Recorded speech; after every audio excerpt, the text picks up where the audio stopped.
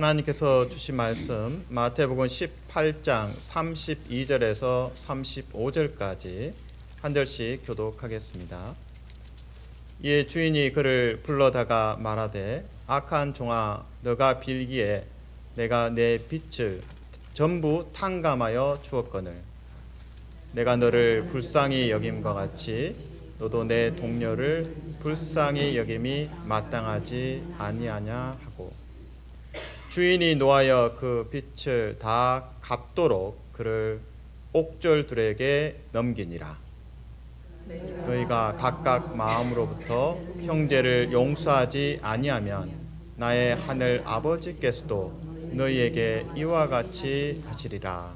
아멘. 이 LA에 가시면 이제 신학교가 있습니다. 파사데나에 풀러 신학교가 있습니다. 그 신학교에서 이제 교수로 또 목사로 또 작가로 활동하신 분이 계십니다. 그분의 이제 책에 인용된 말씀인데요. 용서에 대한 메시지입니다. To forgive is to set a prisoner free and discover that the prisoner was you. 용서는 죄수를 풀어주는 것입니다. 용서는 그 죄수가 자신임을 발견하는 것입니다. 보통 우리가 용서한다고 할 때는 상대방을 용서한다고 생각하고 상대방을 편하게 해준다. 뭐 이렇게 생각하죠, 보통.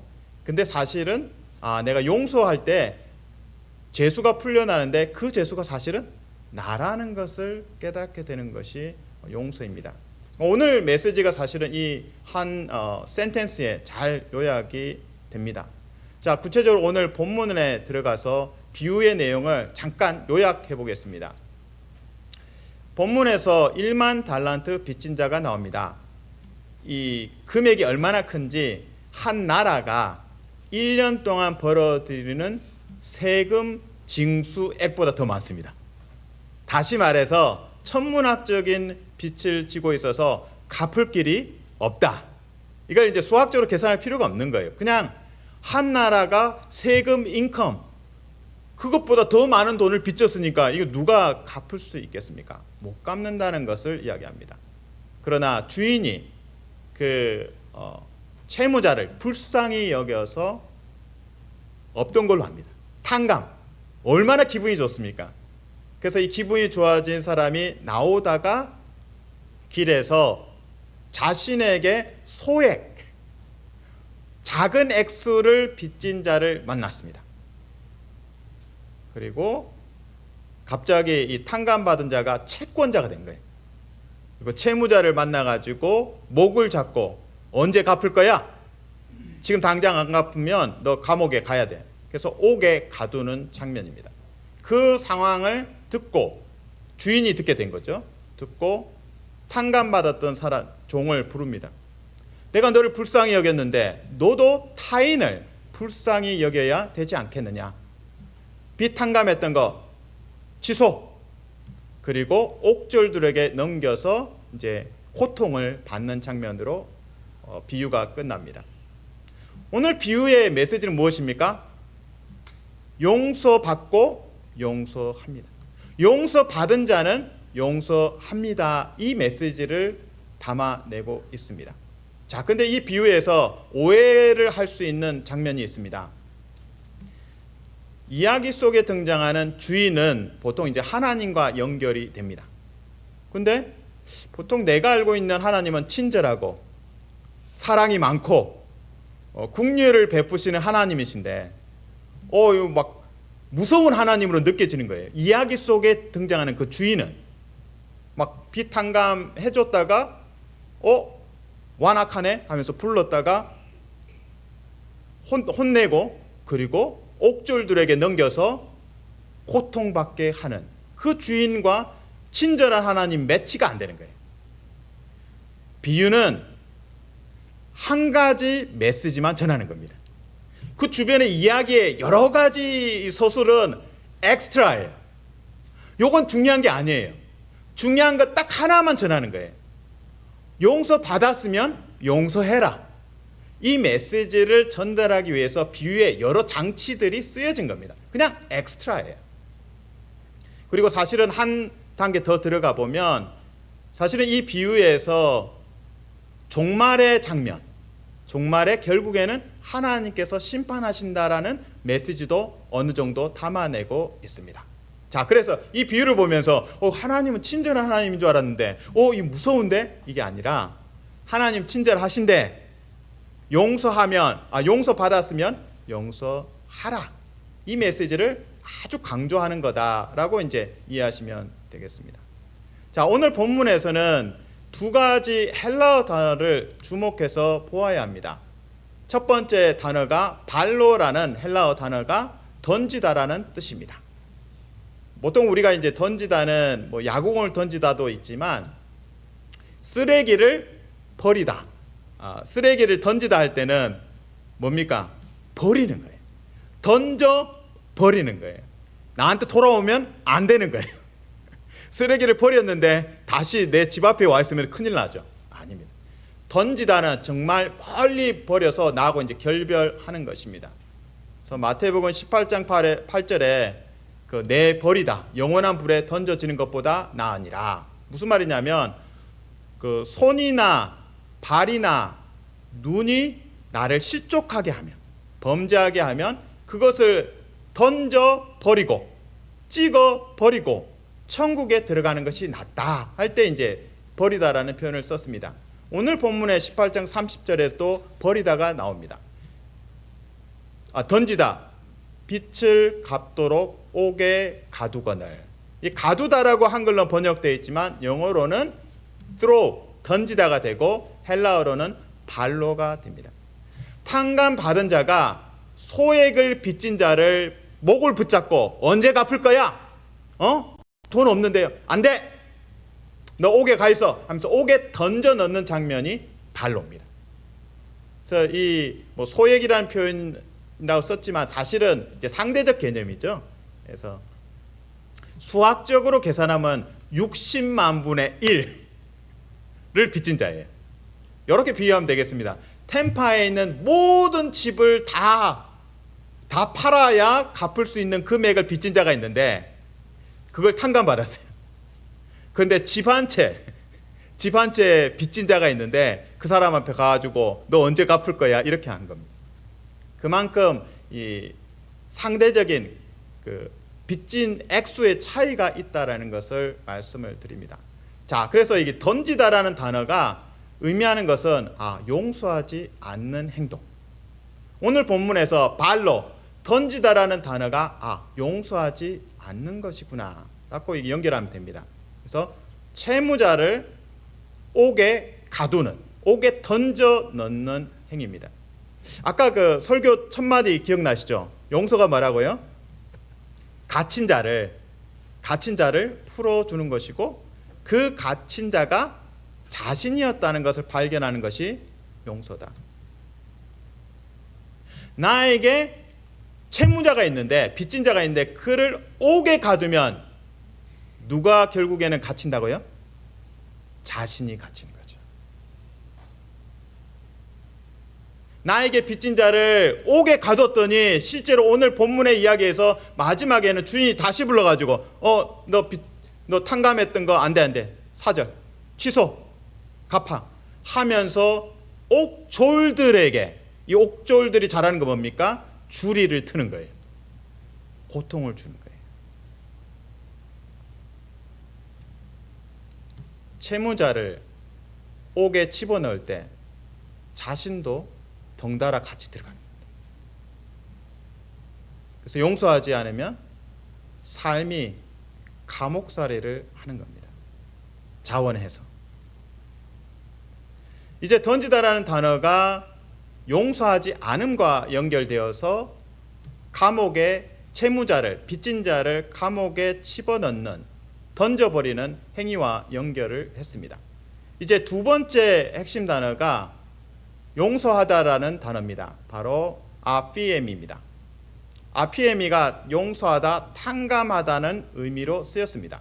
근데 흥미로운 것은 이 아피에미가 용서하다, 탕감하다 의미도 있고 본래의 뜻을 살펴보면 send away, 멀리 보내버리다. 멀리 보내버리다. 영국에서 예전에 범죄한 자들을 멀리 보냈습니다. 어디로까지 보냈습니까? 호주까지 보냈어요. 그럼 호주에서 그 당시에 그 옛날에 배 타고 몇 달을 걸려서 갔겠죠. 돌아올 수 있겠습니까? 호주에서. 그런 거예요. 여기서 멀리 보내버리다. 죄에 대해서 멀리 보내버리다. 나에게 빚진 자가 있는데 그 빚진 자, 이제 빚이라는 건 죄를 의미하는 거죠. 나에게 잘못한 사람이 있는데 그 사람에게서 죄를 멀리 보내버리는 거예요. 그 형제에게서, 그 자매에게서 죄를 멀리 보내서 호주까지 보내서 다시는 돌아오지 못하게 하는 겁니다. 그 말 우리가 익숙합니다. 죄는 미워하되 누구는 미워하지 말라? 사람은 미워하지 말라. 근데 우리는 거꾸로 살죠. 죄에 대해서는 신경 안 써요. 그 죄인 사람이 미웃고 사람을 퍼니시하고 처벌하는 것에 관심 있지 죄 그 자체에 대한 것은 신경 안 씁니다. 그냥 사람을 미워합니다. 오늘 성경에서 가르치는 것은 용서하다, 탕감하다의 메시지는 그 형제, 잘못한 형제에게서 그 죄를 멀리 보내서 다시 돌아오지 못하게. 그래서 이 형제를 그리스도 안에서 형제로 사랑하고 받아주는 것이 용서입니다. 오늘 본문에서는 두 가지 단어로 용서하지 않는 행위와 용서하는 행위를 이야기하고 있습니다. 둘 다 뜻은 비슷합니다. 그 루트 워드라고 하죠. 어근 자체의 의미는 하나는 던지다, 멀리 보내버리다. 똑같죠 사실. 멀리 던져버리면 돌아올 수가 없잖아요. 그러니까 용서하지 않고 집어 던져버리고 옥에 가두는 단어도 멀리 보내버리는 것이고 용서하는 것도 멀리 보내버리는 거예요. 근데 대상이 다른 거예요. 용서하지 않는 것은 범죄한 형제를 멀리 보내버리는 거예요. 용서는요, 그 형제에게서 죄를 보내버리는 거예요. 그러니까 우리는 선택해야 되는 거죠. 내가 사람을 보내버릴 것인가? 내 눈앞에 보기 싫으니까 보내버릴 것인가? 아니면 그 형제에게서, 자매에게서 죄를 보내버릴 것인가? 이것이 우리가 선택해야 되는, 하나님 앞에서 순종해야 할 영역입니다.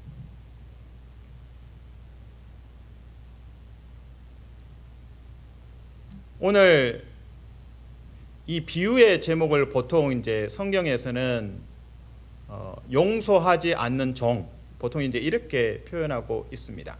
그래서 이제 용서라는 메시지를 잘 담아내고 있죠. 근데 성경을 가만히 이렇게 들여다보면 서두에 비유의 시작 부분에 천국을 이야기합니다.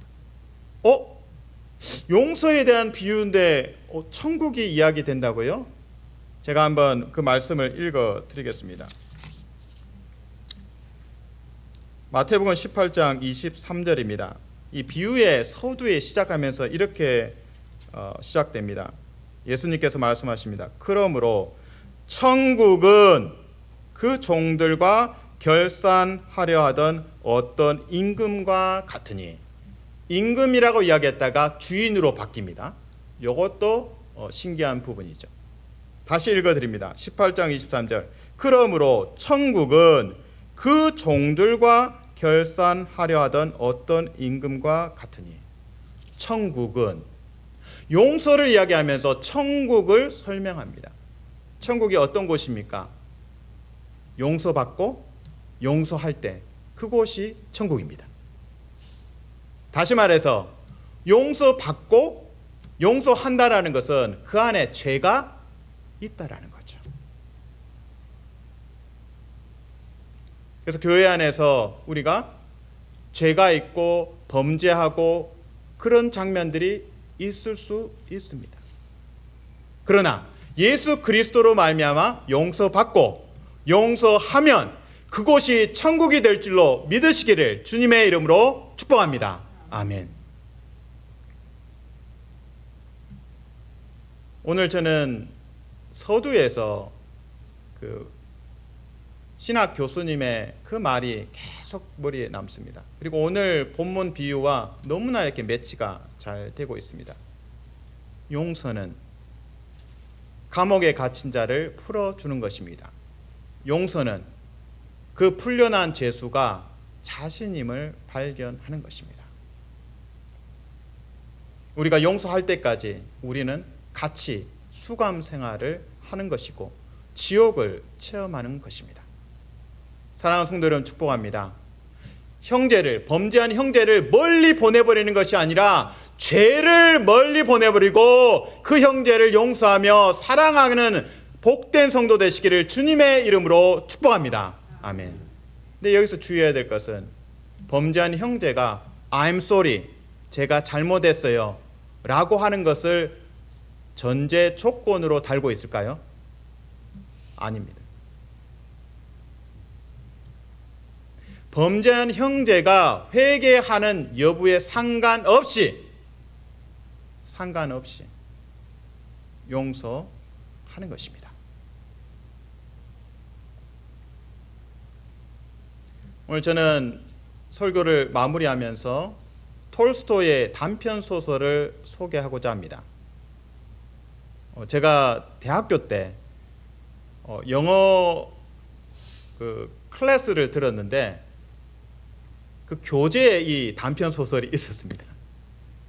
그래서 수업의 일부로 저는 이 단편 소설을 만났습니다. 톨스토이의 제목이 사랑이 있는 곳에 하나님께서 계신다. 사랑이 있는 곳에 하나님께서 계신다. 그래서 이제 배경은 이제 러시아고요. 구두장이가 있습니다. 이 구두장이는 참 비참한 삶을 그러니까 아픈 사건을 많이 경험했습니다. 아내를 잃었고 자녀들을 잃었습니다. 그러니까 얼마나 마음이 찢어집니까? 근데 말씀으로 은혜를 받아서 하나님께 헌신한 삶, 하나님을 기뻐하는 삶을 살겠다라고 이제 헌신합니다. 이 구두장이가. 어느 날 이 구두 수선을 하고 있는데 밖에서 요란한 소리가 들렸습니다. 그래서 밖을 내다봤어요. 그랬더니 사과를 파는 할머니가 계신데 이 할머니가 어떤 소년의 소매를 붙잡고 있는 거예요. 이 소년이 이 할머니가 사과를 파는데 사과를 훔쳐가려다가 들킨 거예요.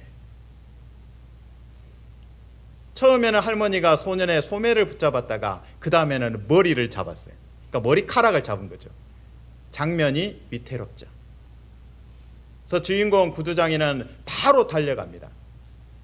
그리고 그 상황을 파악하고 그 할머니께 용서를 요청합니다. 이 소년을 좀 용서해 주세요. 그 내용을 제가 좀 읽어 드리겠습니다. 할머니, 예수님은 우리에게 용서하라고 하셨잖아요. 우리도 예수님께 용서받았지 않습니까? 소년을 용서해 줍시다. 아이가 사과 하나 때문에 맡기나 경찰에 잡혀가게 두는 것은 하나님이 원치 않으시는 일입니다. 할머니가 윽박 지르기를 너 경찰서 가서 혼나야 돼 이렇게 말했기 때문이죠. 구두장이가 계속해서 말합니다. 철없는 아이라면 더욱더 용서가 필요합니다. 철없는 아이라면 더욱더 용서가 필요합니다. 우리 자신이죠. 구두장이는 소년을 설득해서 할머니에게 용서를 구하게 합니다. 사과를 팔던 할머니는 못마땅해서 이렇게 말합니다. 이렇게 자꾸 용서하면 아이를 망치는 거예요. 보통 그런 마음 있죠, 우리도. 본때를 보여줘야 하는데. 구두장이가 할머니께 말합니다. 그것은 우리의 판단에 따르면 옳지만 하나님의 판단에 따르면 아닙니다. 그가 사과 하나를 훔쳤기 때문에 맞아야 한다면 우리는 우리의 죄로 인해 어떤 벌을 받아야 할까요? 다시 읽어드립니다. 구두장이가 할머니께 말합니다. 그것은 우리의 판단에 따르면 옳지만 하나님의 판단에 따르면 아닙니다. 그가 사과 하나를 훔쳤기 때문에 맞아야 한다면 우리는 우리의 죄로 인해 어떤 벌을 받아야 할까요? 할머니처럼 강경하게 이 소년에게 본때를 보여줘야 되고 벌을 내려야 한다는 그 할머니의 주장. 그러나 구두장이는 그가 사과 하나를 훔쳤기 때문에 맞아야 한다면 우리는 우리의 죄로 인해 어떤 벌을 받아야 할까요? 라고 대답합니다. 기도하겠습니다. 하나님, 죄를 멀리 던져버리고 범죄한 형제를 용납하고 사랑하는 복된 성도 되게 도와주시옵소서. 예수님 이름으로 기도합니다.